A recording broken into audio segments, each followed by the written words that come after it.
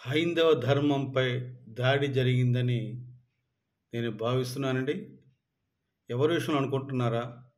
సాక్షాత్తు చిలుకూరు బాలాజీ, వీసా బాలాజీ ప్రధాన అర్చకులు రంగరాజన్ గారి మీద జరిగిన దాడిని నేను ఏహ్యమైన చర్యగా ప్రకటిస్తున్నాను, ఖండిస్తున్నాను.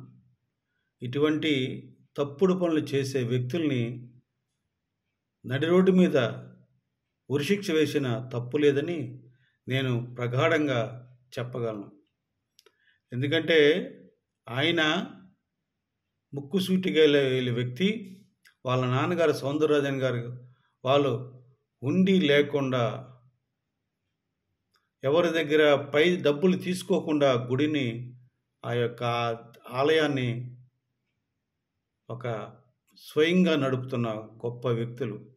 అటువంటి వ్యక్తులు హైందవ ధర్మం కోసం, సనాతన ధర్మం కోసం, భారతీయులు బాగుండాలని వాళ్ళు ఎన్నో పూజలు చేస్తున్నారు. అటువంటి వ్యక్తుల మీద దాడి చేయడం చాలా నీచమైన, ఏహ్యమైన చర్యగా నేను భావిస్తున్నాను. అటువంటి వ్యక్తుల్ని కఠినంగా శిక్షించాలని కోరుతున్నాను. అరెస్ట్ చేయగానే సరిపోదండి. ఆ రాఘవరెడ్డి అనే వ్యక్తి అహంకారంతో కొవ్వెక్కి, మదమెక్కి ఒక ఏనుగులాగా ఆ సమూహంతో దాడి చేశారు ఆయన మీద. ఎంత దుర్మార్గమైన చర్య అంటే అది పొగరండి.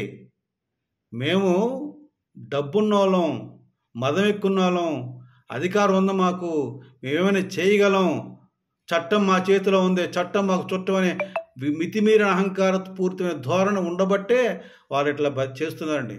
అది మారాలి. పవన్ కళ్యాణ్ గారు పదే పదే చెప్తుంది అదే. చట్టం ఒకరు చుట్టం కాదు, ప్రతి ఒక్క వ్యక్తి కూడా చట్టం ప్రశ్నించాలి, ప్రతి ఒక్క వ్యక్తిని చట్టం అరెస్ట్ చేయాలి, అందరూ సమానమే, అందరూ సమానమే అనే చట్టం దృష్టిలో అనే విధంగా నడవాలని ఆయన కోరుతున్నారు. ప్రజలు గమనించండి.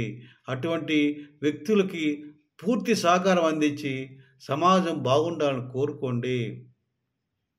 ఈ యొక్క దాడిని తీవ్రంగా ఖండిస్తున్నాను.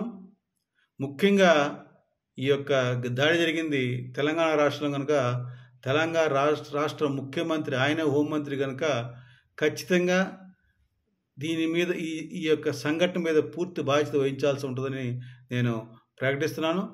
నేను ఎందుకు చెప్తున్నా అంటే, ఆయన రేవంత్ రెడ్డి గారు దీని మీద కఠిన చర్యలు తీసుకోవాలి. పుష్ప హీరో మీద కూడా కాకుండా దీని మీద కూడా చర్య తీసుకోమని రేవంత్ రెడ్డి గారిని కోరుతున్నాను. జై జనసేన, జై హింద్.